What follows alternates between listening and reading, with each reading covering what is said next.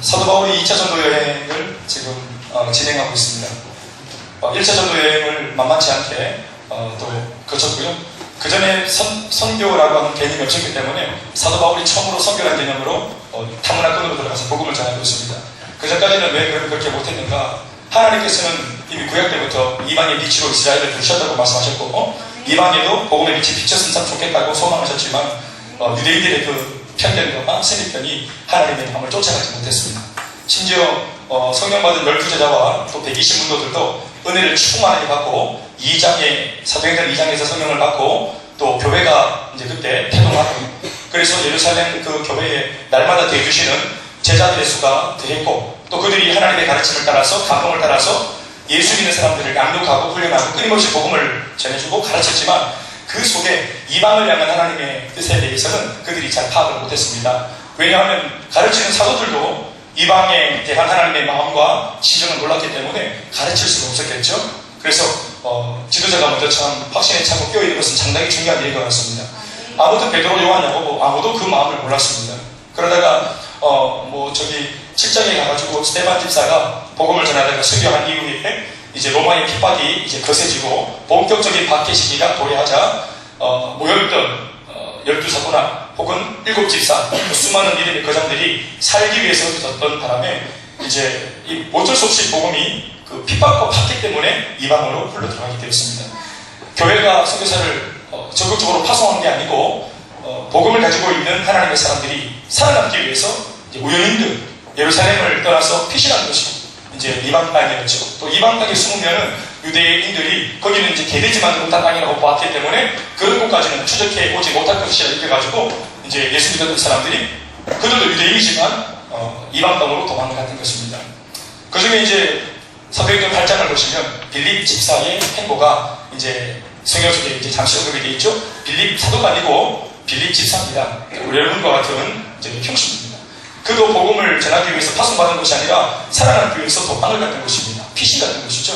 거기가 하필이면 사마리아 성이었습니다.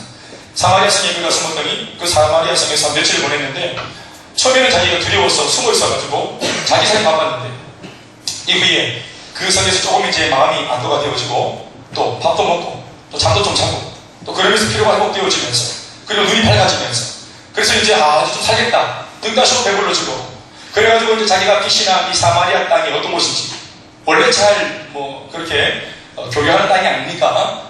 그런 이제 차원에서 우연히 그냥 생애 한두 번쯤 온 겁니다. 그래서 이제 처음 들어온 이 사마리아 땅은 어떤 곳인가 온 김에 이렇게 둘러보니까 세상에 한 90% 이상이 전부 다 병든 사람들, 또 귀신 들린 사람들. 그래서 사람 반 귀신 반, 사람 반 질병 반. 그러니까 문제가 굉장히 많은 그런 성이었다는 것을 그 빌립이 뒤늦게 알게 됩니다.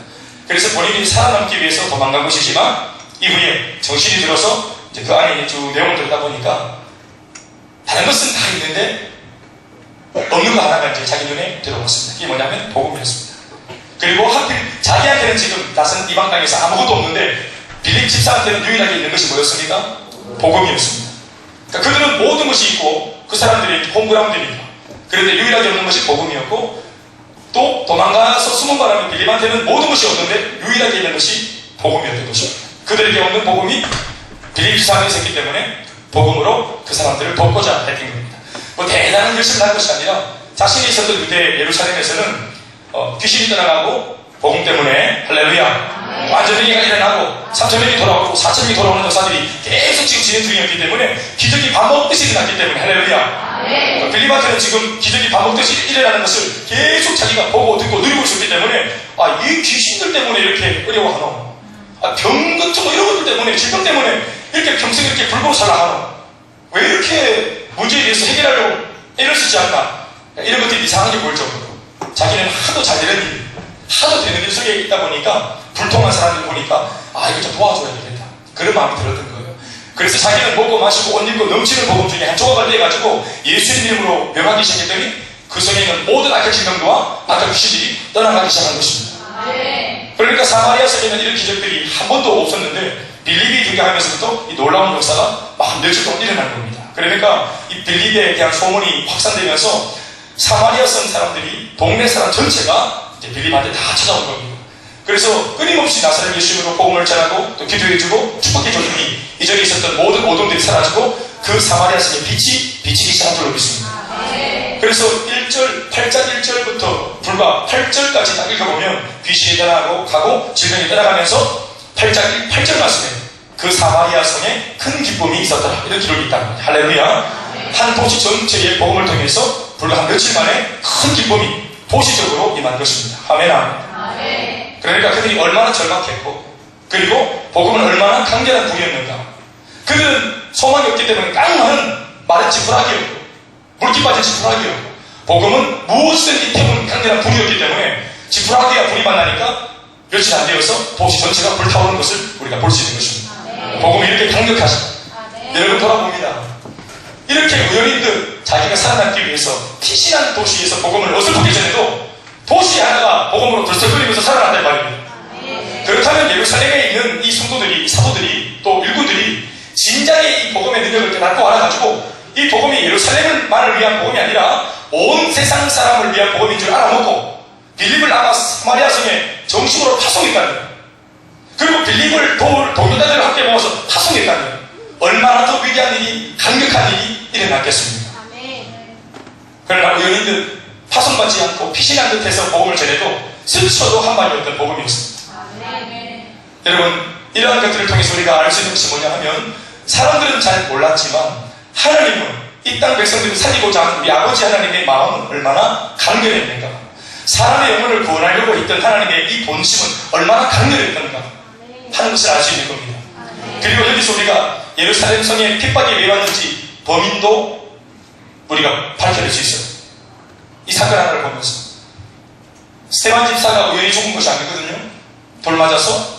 그리고 스테반 집사가 죽는 걸 보면서 유대주의자들이 적극적으로 돌을 들고 교회로 달려든 이유가 로마의 적극적인 핍박이 일어났던 이유가 이게 우연이 아니라는 것을 우리가 금방 알 수 있어요.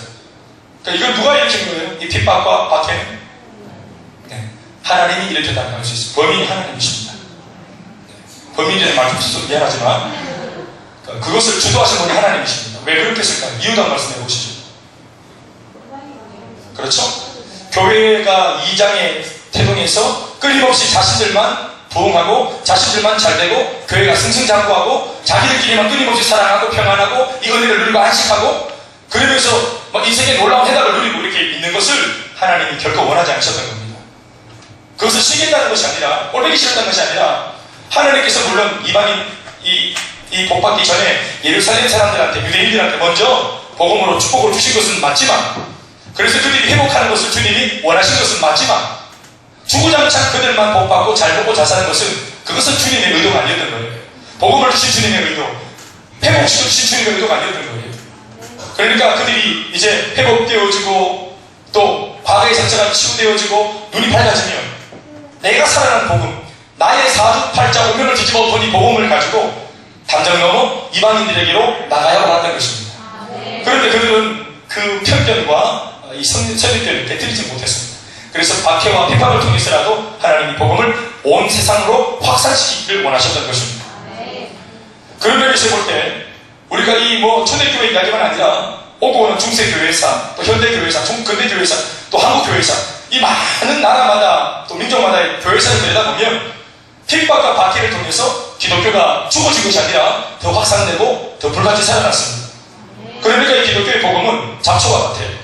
겉을 위해서 밟으면 더 그 생명력이 강해져서 다시 몇 개의 씨를 더 뿌리고 군락을 이루어가지고 나중에 다른 숲을 사이에서 짱 하고 모습 드는 복음 전체가 일어나는 것입니다.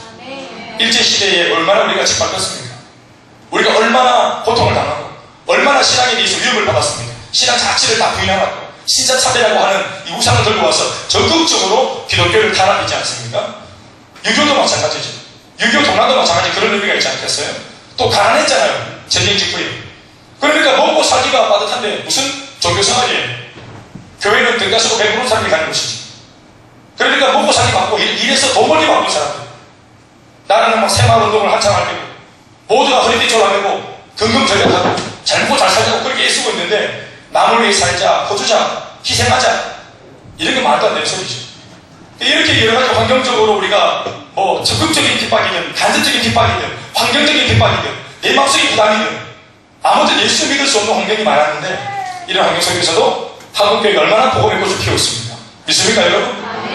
그러니까 사실 우리는 어떤 면에서 보면 핍박당할 때 교회가 짜부라진 게 아니라 오히려 반대로 먹고 살만할 때, 환란이 없고 핍박이 없고 예수 믿는 거 반대하는 사람이 없을 때 우리가 더 승승장구하게 아니라 더 안일해지고 신앙의 하상을 잃어버리고 더 우리가 어려워졌지 않습니까?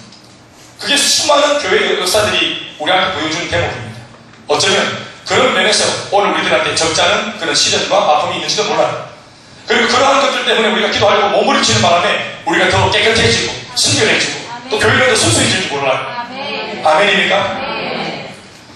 오늘 바울이 여러분 이러한 것들을 등에업고 본인도 12사도와 못지않게 굉장한 박해와 핍박 속에서 고단한 행진을 계속하고 있었습니다.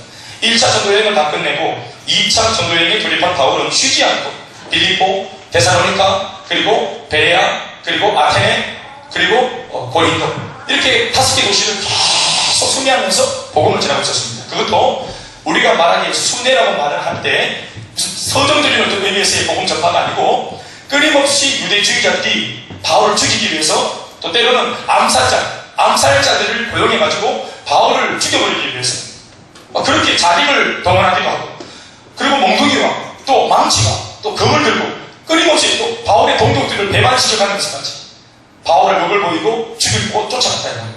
그러니까 죽음의 위협을 목전에 놓고 바울은 끊임없이 복음을 전하고 있었으니 이것이 참 결코 녹록지 않은 만만치 않은 사역이었습니다. 잠을 제대로 잤겠습니까? 음식을 제대로 먹었겠습니까? 얼마나 긴장하며 얼마나 두려워하며 떨며 그렇게 복음을 전했겠습니까? 오늘 우리가 읽은 이 본문의 말씀은 2차 전도여행 말레베 사건이었습니다. 고린도 도시를 마지막으로 이제 2차가 끝나니까 마지막 이제 2차 전도여행 마지막 고린도 도시를 복음을 전하고 있었던 무렵이었습니다.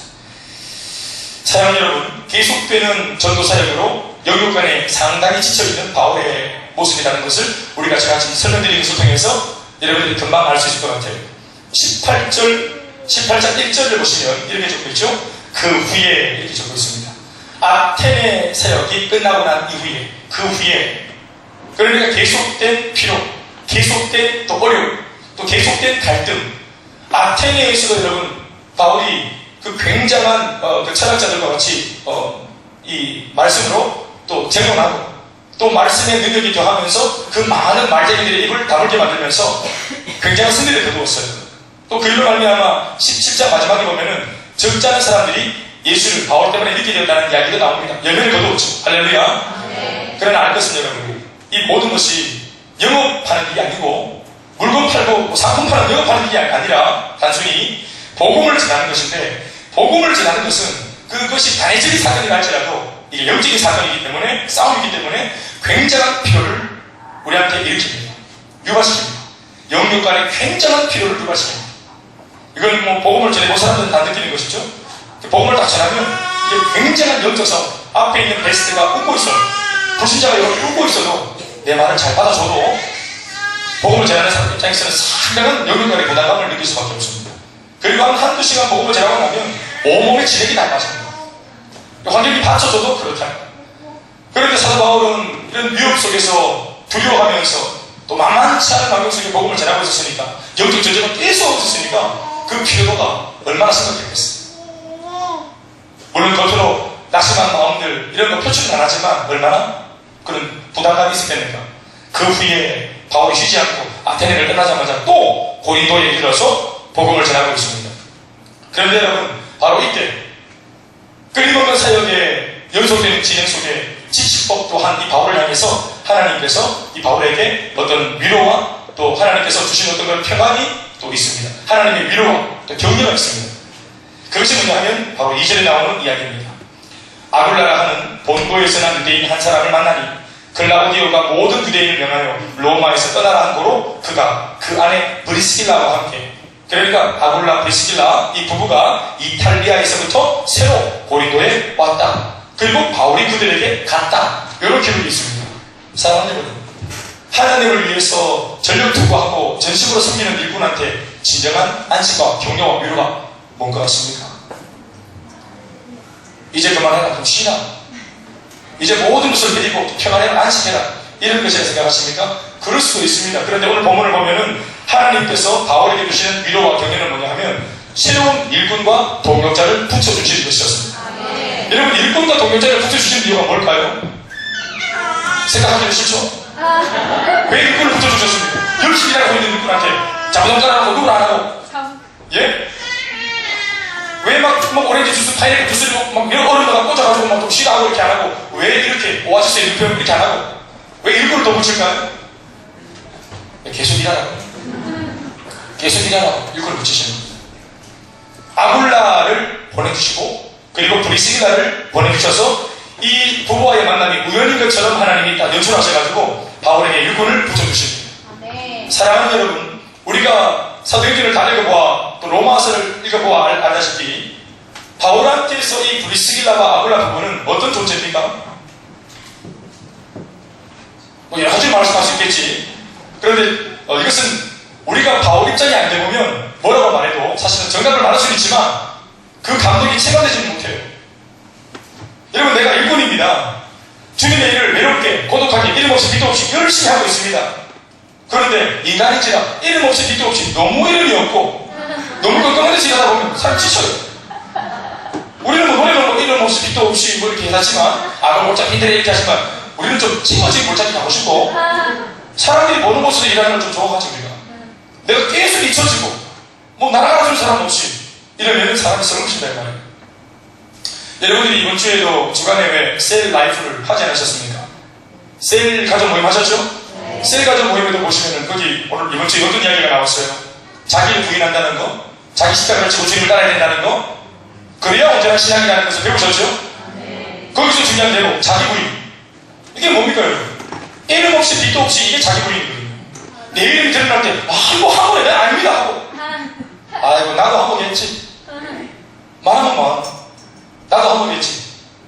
이런 마음이 있는 중에 있어서 내가 드러나지 않으면 왠지 섭섭한 마음이 있는 이것이 자기 부인이 아니죠. 그런데 주님을 끝까지 십자가까지 따라갈 수 있는 끝까지 잘할 수 있는 비결은 자기를 부인하는 사람이 롱런할 수 있는 거예요. 그러니까 자기 부인이 안 돼도 좋은 일꾼 될 수 있어요. 그러나 단거리용이에요. 진짜 장거리까지 예수님이 말씀하신 것까지 그리스도의 장성한 분량까지 그가 달려갈 수 있도록 하려면 믿음의 싸움, 선한 싸움을 다 싸울 사람이 되려면 자기 부인이 우리한테 필요한 것입니다. 충성된 일꾼한테는 섭섭함이 없는 것입니다. 소원하지 않고 누가 알아주지 않아도 오히려 뭘로 위로받습니까? 내가 섬긴 그 일로 인해서 다른 사람들이 행복해지는, 다른 사람들의 얼굴에 미소가 만연해지는 모습을 보면서 말하지 않아도 내 마음이 기뻐지는 거 있잖아요. 네. 우리 세가족 스님이들은 우리 교회에서 일꾼이지만 눈에 드러나지 않는 일꾼들입니다. 명찰도 없어요. 병대 국장님 그렇죠? 세가족 국장님이신데 국장들이나 세 분 정도 국장이지 타이틀이지 다른 분들은 이름 없이 빛도 없이 또 하도 어두운 데서 일하시니까 저도 잘 모르겠어요 누군지. 죄송해요. 늘 제가 죄송한 마음이에요.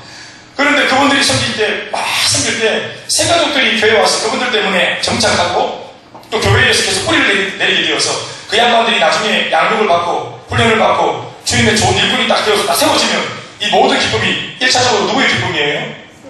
세가족 섬김을 통해서 그 사람들을 교회에 잘 정착시켜놓은 사람들의 기쁨 아니겠어요? 예, 저건 내 작품인데 그건 말하면 안 되는 거예요. 저건 내게 하면서 저건 내 손을 거쳤잖아. 자가 일꾼 되기까지 내 손을 거쳤잖아. 마이너스 손. 야한테 걸리면 모두가 정착하지. 교회를 떠났던 사람들도 나를 거치면 다 돌아오지. 사랑하는 여러분, 잘하시는 거예요. 그러나 그 사역을 통해서 진정한 위로는 누가 알아주는 것이 아니라 세워진 열매, 회복되어진 사람, 그들이 행복해하는 모습, 그것이 우리의 진정한 기쁨이 아니겠습니까? 믿습니까 여러분? 그게 롱런하는 비결인 것입니다. 사도 바울한테는 여러분 하나님의 도닥거리 이런 것이 경계가 아니었고요. 하나님께서 이 바울을 진짜 롱런 시키려고 작심을 하시고 이 바울에게 하나님이 그가 진짜로 필요한 것을 사실 주지 않으셨어요. 격려, 위로, 내 희망 다 한다 이런 거 안 하셨어요. 그러니까 끊임없이 일하는 일꾼한테 주님이 어떻게 하셨냐 하면 더 좋은 일꾼, 함께 동역할 수 있는 동역자들을 붙이는 겁니다. 아 하면 아 할 줄 알고 하면 할 줄 알고 이 말이 통하는 일꾼, 아멘입니까? 이것이 얼마나 심각한 겁니까? 우리 여기 홀로 예전에는 홀로 우리 남편이 혼자 있으면 되는 사람도 있고 또 홀로 아내 혼자 열심히 교회를 다니는 사람들도 있는데 짱믿음이 되어가지고 남편과 이게 영적인 대화가 안 통하면 마음이 외로워요, 안 외로워요? 누구들이 어떻게 하나? 그 자녀들이 어떻게 하나? 사모님이 파마였네. 파마한 청각이 어떻게 하나? 서로 커플끼리 영적인 대화가 안 통한다는 게 얼마나 서로 큰 건지 어떻게 하나? 근데 겪어봐야 하나? 서로 크겠지? 그래. 우리 사모님은 지금 집에 혼자 예수 믿고 있는데 집 안에 아무도 말이 약할 때 얼마나 답답하노. 집에 지금 누나랑 둘이 살고 있는데 지금 작은 누나랑 저는 같이 저쪽에 같이 있는데 대화가 안 통할 때 누나는 끊임없이 뭐 나 안 예쁘나? 이러고 막 이상한 소리 하고 머리 어떻게 하면 좋겠노? 이렇게 하고 가르고 이렇게 하고 이렇게 하고 그 세상적인 얘기를 할 때 사모님은 지금 관심 그런 데 없다. 다른 말은 뭐 벗기든 머리를 벗기든 아무 소리 없는 거예요. 그런데 왜 파마했어요? 왜 했는가요? 멋있나요? 빨리 보이고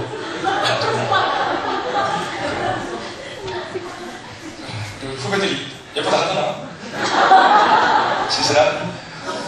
말이 안 통하면 정말로 마음이 우울하지 않으세요? 성령, 내가 막 교회 안에서 막 기도하면 응답이 일어나고 기도했더니 오늘 환상을 받고 오늘 막 환상 속에서 막 가버리는 같이 막 쎄쎄쎄하고 왔다면서 하늘을 나르고 주님하고 포옹하고 연기를 보고 왔다 오늘. 또 복음을 드렸더니 내 눈앞에서 이 딱딱했던 불신자가 복음을 받아들이고 내 눈앞에서 또 끌어주고 회복되었다. 이혼한 의미에 있었던 부부가 내가 지나는 미로를 통해서 회복되었다. 이거 대단한 일이죠? 네. 내가 얼마나 지금 가지러워지는 순간입니까? 안 그래요? 네. 내가 이렇게 귀하게 쓰임받을 수 있는 사람이구나. 이 막 쓰임받으면 사람이 황홀해져요. 하나님께 쓰임받으면 황홀해지죠? 그럼 그거를 제일 사랑하는 사람하고 나누시지 않겠습니까? 우리 신정자 어머님하고 이용사 어머님하고 나누면 이게 서로 영적인 대화가 될 때 얼마나 좋겠어요. 우리 셀이 다시 회복하시는지 이용사 어머님 할렐루야. 이제 셀이 먼저 아는지나 아버님 셀에 참석하실 때문에 교회가 늘 셀 기사님 셀 뭔지 뭐 그 셀이 아버지가 이 셀이군요. 많이 통하네. 할렐루야. 아버님 소식 듣고 제가 너무너무 기뻤습니다. 얼마나 마음이 부유해지는데요 제가. 네. 이렇게 모습 딱 박아놔야죠. 대화가 통하는 거지. 그럼 얼마나 행복해집니까? 그렇지 않습니까? 제가 이 복음 전하는 일을 하면서 여러분 뭐 다 들으셨겠지만 2006년도에 처음으로 제가 이 제자훈련 받고 복음이 뭔지 알아가지고 막 이거 뭐 목사가 뭐 하는 사람인지 알아가지고 이제 나름대로는 복음 전하겠다고 왔다 갔다 할 때 집에서 한 치료하는 시간이 한 4-5시간이었다 안 합니까? 잠만 자고 사라집니다. 새벽에 사라졌다가 새벽에 들어오는 남편. 게다가 그때 이제 둘째가 다 태어났는데 이 아이 재료도 이게 옹알을 언제 했는지 어느 날 보니까 키로 다니더라고요. 그러니까 집사람을 보면은 당시 보면은 대화를 할 게 없는 겁니다. 집사람은 사모인데도 목사님 저를 제일 잘하는 와이프인데도 대화할 게 없는 거예요. 그러니까 제가 지금 경험하고 있는 이런 복음을 통해서 변화된 사람들의 이야기, 가정이 변화되는 이야기, 내 눈앞에서 기도했더니 바로 질병이 나았던 이야기. 이것들을 제가 막 감격이 충만 해가지고 오면 아내가 이제 그거를 제가 막 간증을 하면 밤마다 집회라는 거죠. 그 집사람이 아니라 집사람은 그 간증을 들으면서 늘 울고 이렇게 하는데 공감이 없어서 사실은 마음이 분해가지고 그렇다더라고요. 은혜도 은혜지만 이 막 분해가지고 니만 잘났다, 니만 잘났나, 니만 은혜 받고 달리 가나, 니 혼자 사나, 우리 하노, 나는 사고 나는 버릴기가. 제가 그랬던 말이 이거고 1년만 기다리라. 다음 내년에는 꼭 당신도 같이 훈련받을 수 있도록 그렇게 내가 꼭 이렇게 훈련시키겠다. 그러고 난 뒤에 지금 이제 같이 이제 이렇게 해가지고 저보다 더 열심히 막 스케줄 보니까 저보다 더 빡세요. 스케줄도 저보다 먹기 더 싫고 더 은혜로워. 여보 밥 먹어요 이렇게 먹고 밥 먹을 때 성령이 충만해지고 그러니까 서로 영적인 대화가 통한다는 거 같이 같은 장면에서 울음이 나고 같은 장면에서 웃음이 나고 같이 막 말 안 해도 뭉클한 거 있잖아요. 할렐루야. 부부도 그렇고 마찬가지 공동체도 교회 공동체도 우리가 달려가는 이 비전이 또 하나님이 주신 사명이 먼저 알아서 눈빛만 봐도 서로 가슴이 뭉클해지는 할렐루야. 네. 여러분 한 주 동안 열심히 사셨죠? 아멘. 같은 하늘 아래 모두가 서로 다른 삶의 현장 속에서 살았지만 지적이 다릅니까? 제각기 다른 데서 경산, 파동, 또 달서구, 수성구, 또 동구 다 흔들어서 지각이 살아왔지만 아는 것은 한 공통체 안에 한 비전으로 우리가 한 비전을 품은 사람들이기 때문에 같은 하늘나라에 어디에 살고 있었든지 이 한 주간 나름대로 기도하면서 하나님의 말씀대로 그 사명과 비전을 이루기 위해 몸부림치고 또는 소극적으로는 기도하면서 살아왔을 거라 믿어 의심치 않습니다. 그리고 난 뒤에 주일날 딱 들어오는데 똑같은 비전으로 올라서 목격대로 살았으니까 주일날 딱 들어오면 예배당에 딱 들어올 때 여기는 그냥 예배당이 아니고 뭐예요? 동지들이 모이는 곳이에요. 안 그래요? 아무 요즘 직장에서 다른 사람하고 이게 비전이 뭔지 이 비지가 뭔지 소통했어요? 서로 막 말도 안 있는데 때로는 오해도 받고 또 때로는 내 마음에 막 속상함도 있고 그렇죠? 그렇게 하다가 주일날 교회 딱 오면 나와 같이 이렇게 활동하는 사람 낸 이 동병상련의 동지들이 다 같이 주일날 딱 모여있을 때 이건 그냥 교인이 아니고 이건 그냥 성도가 아니고 동지인 거죠. 아멘 합시다. 전우고 동지. 피 터지게 전쟁하다가 살아서 막사에 돌아왔을 때 그냥 어디 학교 갔다 왔나? 물 마시나? 세수했나? 나 작게 이래 돼요. 전쟁터에서 새벽 빠지게 생겨내놓고 싸우던 동지들이 살아가지고 돌아왔어요. 모든 사람들은 죽은 기고 살아남은 사람들은 다 돌아오구나. 여기 보면 살아남은 사람 다 돌아오는 거예요. 전사한 사람들, 전사한 분도 계시고 살아남아서 부상 좀 입었어도 욕먹고 상처 좀 받았어도 포복을 하고 기었으라고 이병이 상대한테 엎였으라고 부축받았으라고 본거에 돌아왔다. 여기 딱 들어오는 순간 눈물이 바가지로 쏟아진다. 소만 딱 잡아도 그 마음이 뭔지 알고 92년도에 제가 군에 안 갔습니까? 서먹서먹해요. 같이 옷 벗고 목욕하는데도 서먹서먹해. 무심하다길이라도 함께 할 전운데도 군대에 있다고 다 전우가 아닙니다. 언제 친해진지 아시죠? 남자분들은 그 많은 훈련 중에서 유격 훈련을 했어요. 유격 훈련 막 PT 체조하고 안면을 기어오르고 줄 달아가지고 막 뛰어내리고 진짜 하청 주어만 했어요. 하루 종일 막 훈련을 하면서 국방부에서 이렇게 군인을 훈련시켜도 되는가 싶을 정도로 막 이러다가 좋지 않겠나 싶을 정도로 그렇게 훈련하고 이제 밤에 막사에 돌아와서 쫙 누워가지고 옆에 있는 전우에 손만 딱 잡아 이래 보면 얼굴에 막 하루 종일 막 공포에 죽였던 그 얼굴을 서로 딱 보면서 문디 이러면서 다 돌아오는 건빵 그전까지는 혼자 녹이 먹다가 그날 밤에 건빵 다 털고 같이 나는 거예요. 전우가 되는 겁니다. 니나 내나 우리 정말로 잘하자 하루 종일 같이 고생했습니다. 그게 바로 뭡니까? 고난 공동체. 고난 공동체. 고난 공동체. 같이 고난을 겪으면 그 고난 공동체라는 이름 속에서 진정한 사랑 공동체가 되어지는 것입니다. 믿습니까? 여러분 일꾼한테 진정한 위로는 진짜 쉼이 아니고 다리 펴고 잠자는 것이 아니라 바로 또 다른 일꾼들을 붙여주시는 것입니다. 그래서 브리스길라와 아굴라 부부를 붙여주셔서 바울을 하나님이 위로하고 격려하고 있는 것입니다. 이제는 바울이 손잡고 문디 할 수 있는 사람 책임 겁니다. 고난이 뭔지 아픔이 뭔지 많이 통하는 일꾼 동역자가 내 옆에 세워질 것입니다. 그것도 사실 여러분 바울이 일꾼들을 모집한 것이 아니라 우연히들 자기가 지쳐서 고린도에 와가지고 이제 또다시 고린도의 사역을 어떻게 펼쳐가나 또다시 어떻게 또 이걸 펼쳐가나 군대에 한 번까지 모를 때 두 번째 군대 가려고 하면 누가 그렇게 가겠어요? 복음 전하는 것도 몰라서 성령 충만할 때는 막 했지만 반복되는 과정 속에 한 도시에 들어와서 이 복음을 펼쳐가지고 다시 이 복음으로 이 도시를 하나 장악해 간다는 과정이 얼마나 고달픈 것인지를 알고 있기 때문에 아테네에서 사역을 방금 마치고 순간복에 다시 고린도에 들어와가지고 또다시 그저기까지 지난주까지 했던 이 사역을 또다시 펼쳐가려고 그럴 때 인간인지라 그게 설레기만 했겠나. 또다시 나 혼자 고독하게 또 이 고린도 이 막강한 도시 막강 강력한 도시 우상이 충만한 도시 또 펼쳐가야 되는 거야. 나 홀로 고독하게 이름 없이 빛도 없이 그런 마음이 있었을 때 매일마다 출근하는 그 지정에 딱 들어가서 텐트를 딱 켰는데 공장장이 오늘 새로운 신입이었다는 거야. 그 딱 보니까 부부인데 브리스길라와 아굴라 부부.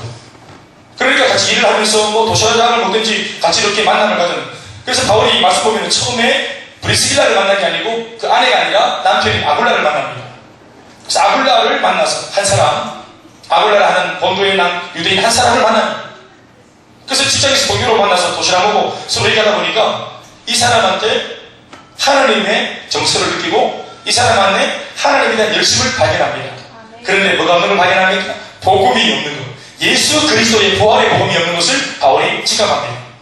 그래서 집에 찾아가서 부부를 앉혀놓고 예수 그리스도의 십자가와 부활의 복음을 제대로 딱 전해주니까 이 사람들이 원래도 하나님 앞에 열심히 쓰던 부부였기 때문에 볼도 하나를 딱 쪼아주니까 대만의 인생에 불이 들어온 것입니다.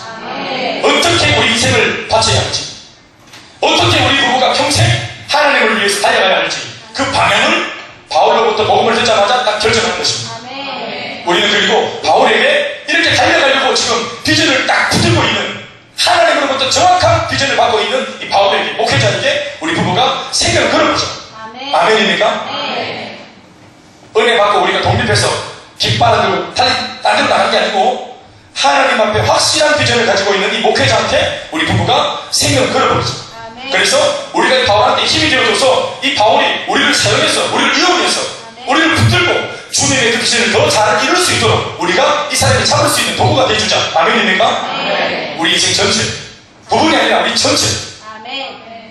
다른 사람이 나를 도구로 생각하고 다른 사람이 나를 복음의 어떤 그런 그 무기로 생각할 수 있도록 나를 내어준다는 것, 굉장히 멋있는 삶입니다. 아굴라와 브리스길라가 뭘 결단했을까요? 우리는 1인자 바울 옆에서 평생 2인자하고 관계없다. 우리는 바울 옆에서 우리는 영원히 성경책 속에 기록 안 돼도 좋다는 거예요. 주님 앞에서 온 세상을 복음화시키겠다는 이 바울 옆에 우리가 힘이 되주자. 왜냐하면 그 비전이 뚜렷하니까. 야, 생명 걸 만한 비전이다 이건. 내 인생을 다 걸어도 후회 없겠다 싶은 마음이 바울로부터 느껴졌던 거예요. 그러니까 바울도 정말 대단한 사람이고 브리스길라 아굴라의 평시도 부부도 대단한 사람들이에요. 진짜 선수와 선수가 만나는 것입니다. 여러분, 저는 이렇게 생각해요. 하고자 하는 일꾼한테는 하려고 되는 일꾼이 붙는 것입니다. 돈을 붙이려고 하는 일꾼한테, 저희 사역자한테는 타오르고 싶어하는, 불타오르고 싶어하는 일꾼감이 붙는 것입니다. 하려고 하는 교회한테는 하나님이 일꾼을 붙여주시는 것입니다. 여러분, 결국은 전도를 누가 합니까? 전도하려고 하는 사람이 전도하는 것입니다. 선교 누가 합니까? 선교를 하겠다고 고집스럽게 기도하는 사람을 통해서 선교가 되는 것입니다. 지역 복음화 결국은 누굴 통해 될까요? 에이, 그거 터무니없다. 대구가 어떻게 성취가 되노? 라고 의심하는 사람이 아니라 이게 불가능해 보여도, 터무니없어 보여도 하겠다고 하나님 주신 마음을 붙잡고 하겠다고 몸부림치는 사람에게 할 수 있는 사람들이 붙어서라도 그 일이 되어지는 것입니다.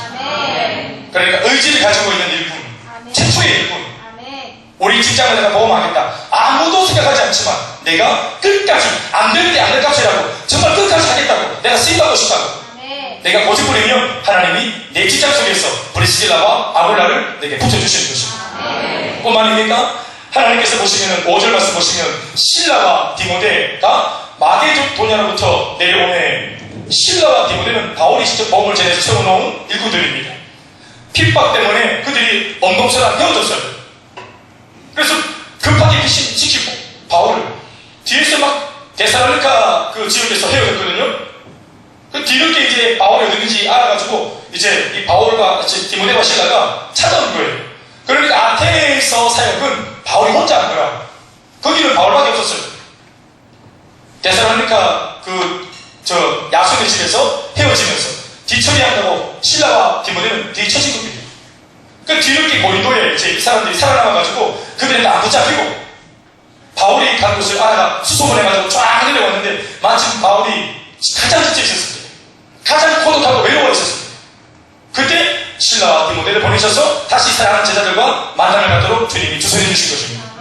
사랑하는 여러분, 말하지 않아도 이것이 얼마나 바울한테 큰 위로가 됐는지 상상할 수 있겠죠? 여러분, 예배를 드리다 보면요, 목회자 입장에서 오늘 다 왔는데도 있어야 될 한두 사람이 그 자리에 안 앉아있으면 마음이 그렇게 할 수 없어요. 그런 목사님 먼저 와 있는 사람, 우리들은 목사님들 nothing, 아무것도 아닙니까?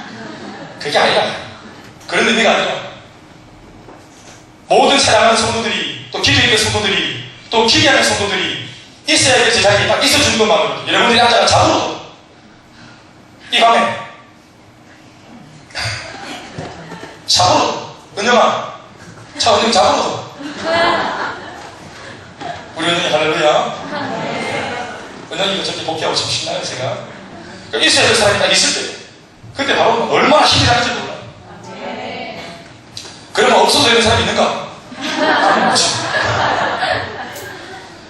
그러면 있어야 될 사람이 있느냐, 안 있느냐? 그게 막, 설교는 내내 한쪽, 내부조가 한쪽 내는, 가는 데 없을까? 가는 데가 쓸까? 가는 지금 뭐가 없을까? 예배 시간인데. 오늘 밤에 기도 안 하고 어디 갔을까? 동선으로 갔을까? 뭐 이런 거 뭐 복잡한 생각들이 그게 막 드는 거예요. 바울에게 브리스길라와 아굴라도 새로 만난 이분 아니겠어요? 얼마나 기분 좋았겠어요? 그런데 사실은 디모데와 신라만 했겠어요? 이 당시에는?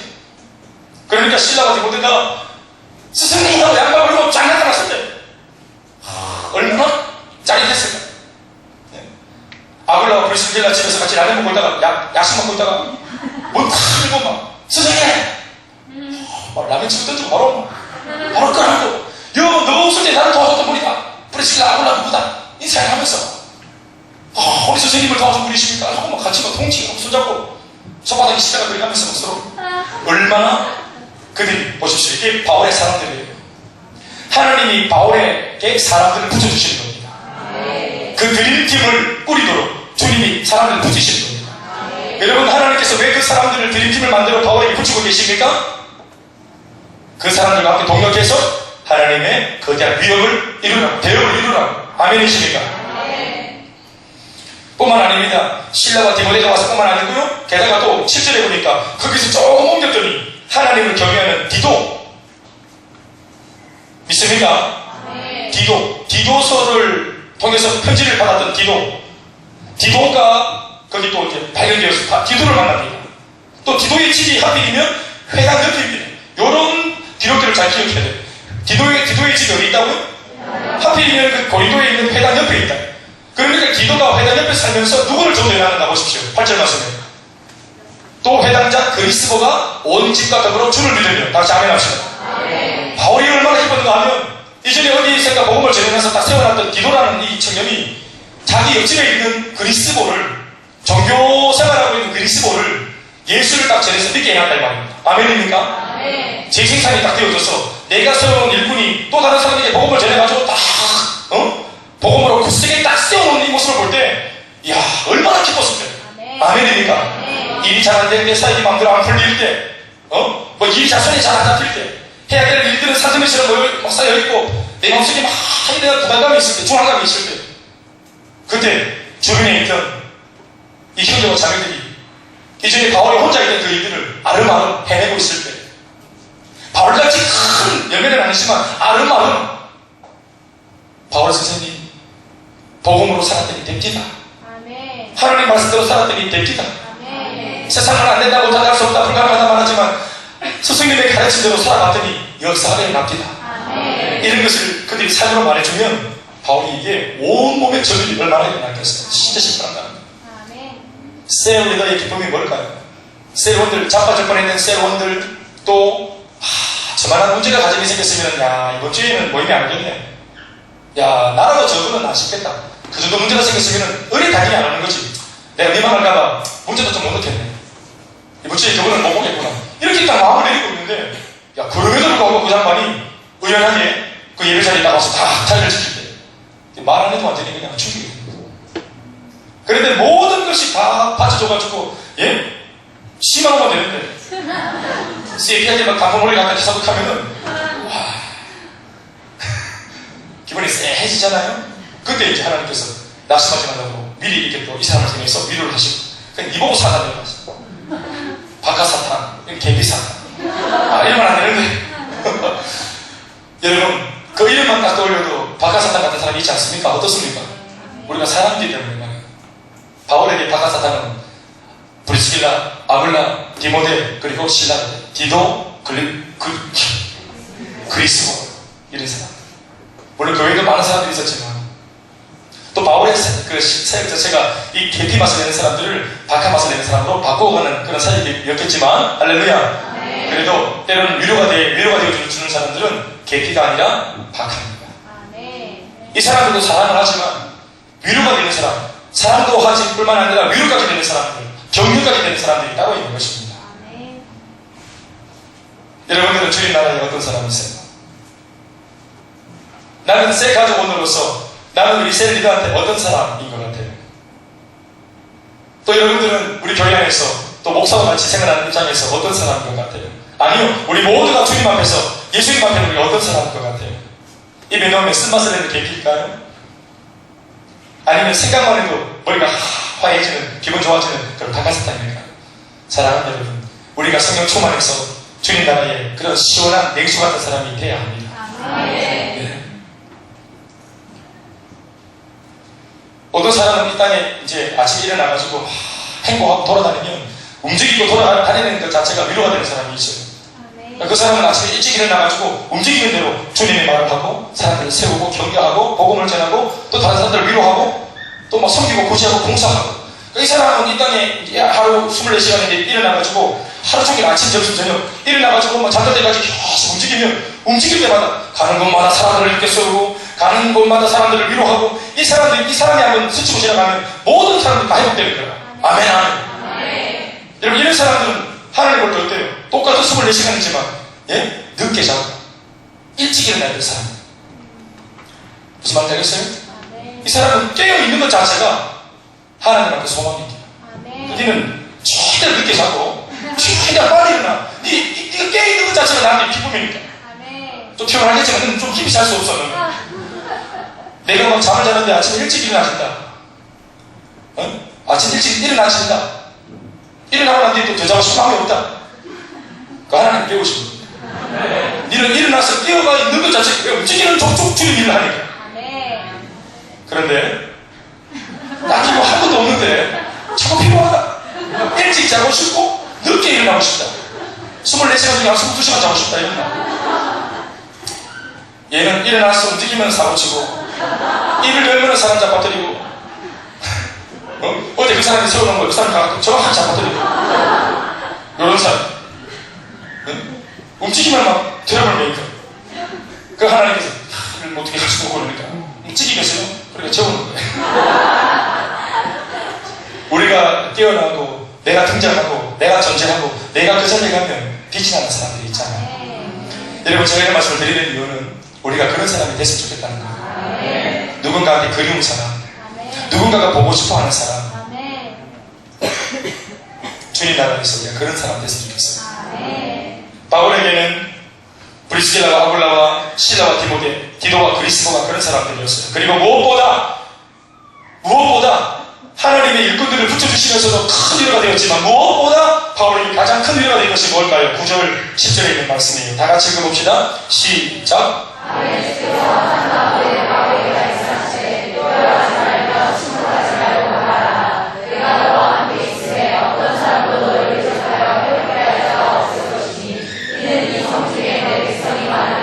할렐루야. 이는 이 성중에 내 백성이 많으니라. 아버지 하나님으로부터 음성을 듣고 성령이 나와 함께한다는 사실을 확인했을 때 이것이 또 적잖은 위로가 되었을 겁니다. 적잖은 위로가 뭡니까? 얼마나 큰 위로가 됐겠느냐. 하나님의 사랑을 붙여주시고 또 디모데가 돌아오면서 데살로니카에 있었던 놀라운 이야기들을 전해왔거든요. 바울이 가고 난 뒤에 데살로니카가 초토화된 줄 알았는데 당신이 떠나고 난 뒤에 그 데살로니카 교회 사람들이 아시아와 마게도냐에 본이 될 정도로 아주 위대하게 단단하게 여물게 잘 세워진 교회가 되어노라. 이런 승전 뭐 이런 것들도 기쁨이었지만 성령께서 내가 너와 함께한다는 그런 약속들. 바울아, 지금 네가 가는 길 그 길이 틀린 길이 아니다. 너 이전표대로 잘 가고 있다. 지금 잘하고 있다. 그리고 또 부유함을 주었던 마음은 또 뭐였어요? 이 백성에게 이 고린도 성중에서 내가 이미 택한 사람들이 많고 너를 통해 구원받을 자들이 예비되어 있다. 여러분, 우리가 생명 걸어 할 일이 있다는 것.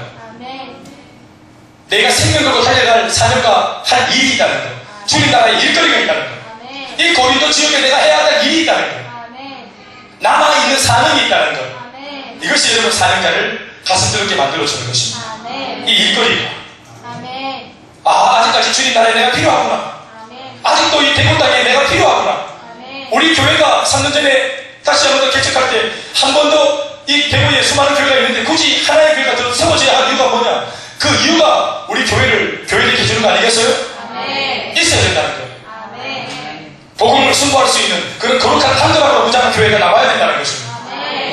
오늘 모든 교회가 귀한 교회들이지만 또 앞서서 위대한 일들을 감당하고 있지만 그러나 더 빡세지고 더 타락하고 더 추악해진 세상을 감당할 수 있는 그 다음 세대, 감당할 수 있는 4세대 주자가 나와야 하는 것입니다. 아멘이십니까? 내가 해야 될 일이 있다는 거. 내가 학교 갔는데 그냥 내가 쪽팔리니까 아무 때나 학교 가자가 아니라 내가 언제까지 엄마 아빠한테 손 벌리겠노? 아무 때나 취업을 해야 되겠다. 이런 어떤 구찬 마음으로 들어가는 학교나 직장이 아니라 직장에 들어갈 때도 이 직장에 내백성이 많다는 음성들, 이 학교에 내백성이 많다는 음성들, 너를 통해 내가 할 일이 있다는 것. 캠퍼스와 학원과 직장과 가정과 가문에서, 직장에서 이런 일들을 말씀을 들을 때 우리 가슴이 뜨거워지는 것입니다. 단순히 돈벌이 하는 직장이 아니라 네가 이 업을 하면서 만나야 할 사람들 중에 내 백성이 있느니라. 어떻습니까 여러분? 이것이 우리를 흥분시키는 거 아니겠습니까? 말씀을 맺겠습니다. 현대 그리스도인들은 대체로 이런 선교, 전도, 사역, 섬김, 봉사, 희생, 대가지고를 꺼리는 추세입니다. 그러니 목회자도 이런 일들을 강조 못합니다. 눈치가 보여서. 모든 사람들은 다 평안을 누리기 원하지만 평안을 창조해서 만들어내어서 이 평안을 전하자, 다른 사람들을 이 평안을 누리게끔 만들어주자 하는 교회를 우리가 만들자 그러면 마음이 부담을 가집니다. 안식을 교회 안에 들어와가지고 누리기 원하지만 우리 교회에서 안식을 창출해내어 복음과 함께 이 안식을 남에게 전하는 교회가 되자 하면 모두가 마음이 부담됩니다. 예수를 똑같이 믿지만 내가 은혜 받고 내가 잘하고 내가 복받고 내가 잘되는 것은 모두가 관심이 있지만 이 축복을 다른 사람에게 옮겨주자, 나누어주자. 이것을 우리가 평안하게 나누어서 나 외에 모든 사람들도 같이 잘 살도록 만들자. 여러분 계산 안 해봐도 어느 게 더 사실은 고통이 따르고 아픔이 따르고 시련이 따를까는 후자입니다. 그리고 우리는 후자를 하겠다고 겁없이 선택한 교회입니다. 아까도 말했지만 여러분, 전도를 하려고 하는 교회가 결국은 하나님이 일꾼을 붙여서라도 그 일을 하게 해주십니다. 우리 많은 교회를 보면 100% 다는 아니지만 남다른 열정을 가지고 있는 그런 성도들이 교회 안에 있어요. 노골적으로 말하면 더 타오르고 싶어하는 열정이 있어요. 더 섬기기 원하는 사람들, 전도하기 원하는 사람들, 복음을 더 전하고 누리고 싶어하는 사람들, 선교하고 싶어하는 사람들, 구제하고 싶어하는 사람들, 내가 피곤해도 좋으니까 아랑곳하지 않고 남을 위한다면 버섯발로라도 달려가지 원하는 준비된 사람들, 이런 사람들도 있을 것 같아요. 돈은 많은데 어디 써야 될지 모르는 사람들 전화 주시기 바랍니다. 그 자신들은 내 속에 남다른 열정이 왜 있는지 모르는 거예요. 이 열정을 어디에 써야 될지를 짚어주지 않으니까 혼자 그냥 오버하다가 때로는 교회 안에서 너 너무 오버한다는 욕도 얻어먹어요. 찬양을 막 오버하지 마지만 혼자 예수 믿는 별난해 진짜로. 이런 별난 사람들, 사랑하는 여러분, 그 별난 사람들이 이 시대에 필요합니다. 대구는 여러분 얼마나 지체되었습니까? 교회 안의 기준이 성령 충만이어야 되는데 성령 안 충만, 성령을 받으면 오버하게 돼 있잖아요. 그런데 절제하는 것이, 오버가 아니라 절제하는 것이 마치 무언가 교회 안에 모범인 것처럼 되고 있어요.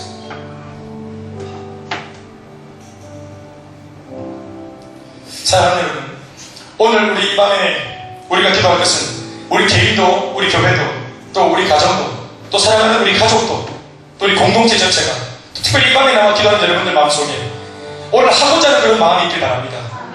이때까지 잘 안 되어왔습니까? 의지를 걷지 마세요. 하나님께서 하고자 하면 내일 또 다른 일꾼들을 붙여주셔서 여러분들 옆에, 아멘이니까 여러분들을 도울 수 있는 사람들을 하나님 만들어주십니다. 그 일은, 어떤 일은 물질이 있어야만 됩니까? 물질이 없지만 하고 싶은 열정은 있습니까? 그 열정을 계속 가지고 있으면 하나님이 물질을 붙여주실 것이라 믿습니다. 여러분, 우리 안에 영역이 있으면, 다시 말해서 비전이 있으면, 하려고 하는 사명이 있으면 이 사명을 따라 인력, 사람이 붙게 돼 있고, 그 사람이 붙으면서 그 사람이 가지고 있는 재능, 물질, 에너지가 붙는 것입니다. 그러니까 이 모든 것이 우리 안에 제일 먼저 하고자 하는 열정이 있을 때, 비전이 확신할 때 하나님이 하려고 드는 일꾼들을 붙여주시고, 또 있는 사람들 중에서도 그렇게 관심이 없었던 사람들을 변화시켜 주셔서라도 일꾼되게 해주시는 거예요. 어떤 면에서는 여러분, 이건 순전히 제 입장인데, 이렇게 살고 싶어하는 목회자의 마음속에 주님 응답하셔서 어쩌면 여러분들, 우리 교회 교인들을 저희 기도 응답으로 제가 하려고 하는, 제가 아버지로부터 받은 이 사명을 이룰 수 있도록 여러분들을 저한테는 때로는 브리스길라와 아굴라와 또 어디 계시죠? 신라와 디모데와 아멘 하세요. 디도와 그리스도로. 이건 순전히 저희 개인적인 이기적인 어떤 그런 마음인지 모르겠지만 제 기도응답이라고 생각하는 것입니다.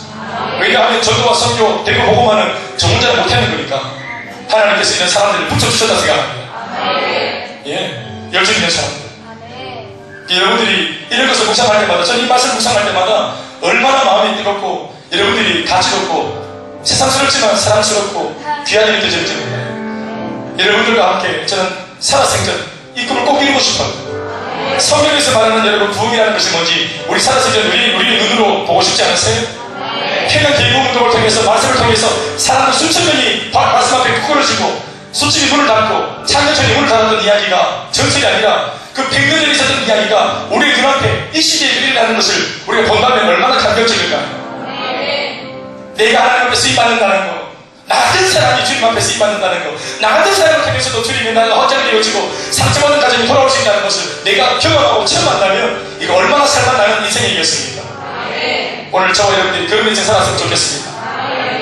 할렐루야. 그러기 위해서 이 밤에 성령 충만을 달라고 내 개똥체가 버릴 수 있도록 역사해 달라고 기도하는 밤이 되길 주의 이름으로 축원합니다. 자, 그럼 다 같이 일어나셔서 찬양하시고 함께 기도하시겠습니다.